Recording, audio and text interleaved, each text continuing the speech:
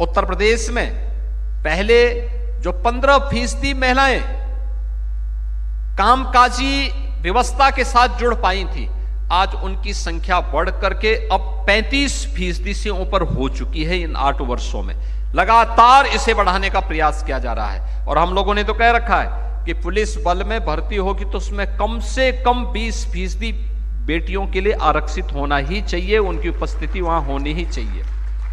और आज उसका परिणाम हमारे सामने दिखाई दे रहा है। मिशन शक्ति का अभियान भी उसी श्रृंखला का एक हिस्सा है। धर्म पर आधारित कोई भी व्यवस्था न्याय का कारण भी बनेगा और आत्मनिर्भरता और सशक्तिकरण का भी माध्यम बनेगा। देवी अहिल्याबाई होलकर के द्वारा जो ये भाव अपनी शासन व्यवस्था को चलाते समय रखा गया था, वह आज डबल इंजन की इन सरकारों के कार्य पद्धति से देखा जा सकता है, समझा जा सकता है। कार्यशाला का उद्देश्य भी इसी भाव के साथ आगे बढ़ाने का है। एक व्यापक जनसंपर्क का कार्यक्रम, हर एक जगह हम जाएं, छोटी छोटी गोष्ठियां करें।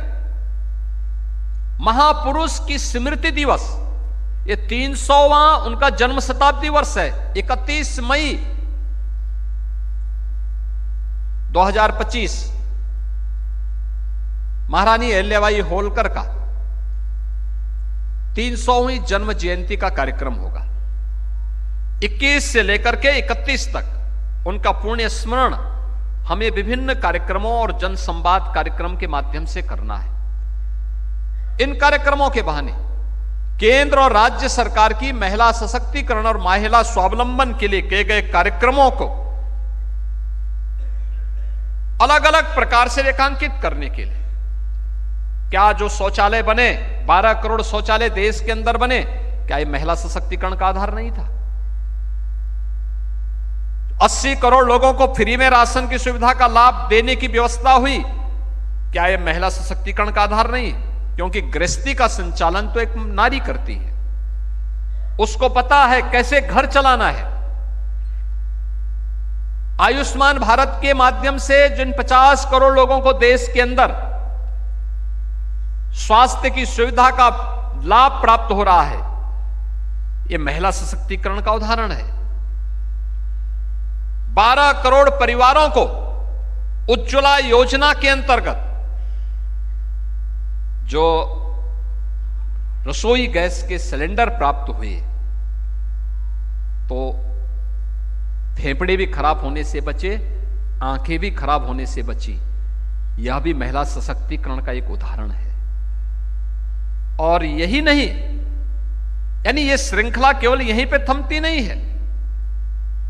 ये भारतीय जनता पार्टी की डबल इंजन सरकार ने नारी वंदन अधिनियम के माध्यम से जिस कार्यक्रम को प्रधानमंत्री मोदी जी ने पंचायत से लेकर के संसद तक अब उनकी 33% उपस्थिति अनिवार्य हो, इसको एक गारंटी के रूप में दे दिया है। ये गारंटी उसी श्रृंखला का हिस्सा है कि आधी आबादी आज जीवन के प्रत्येक क्षेत्र में, वह ग्राम प्रधान हो या देश की संसद में,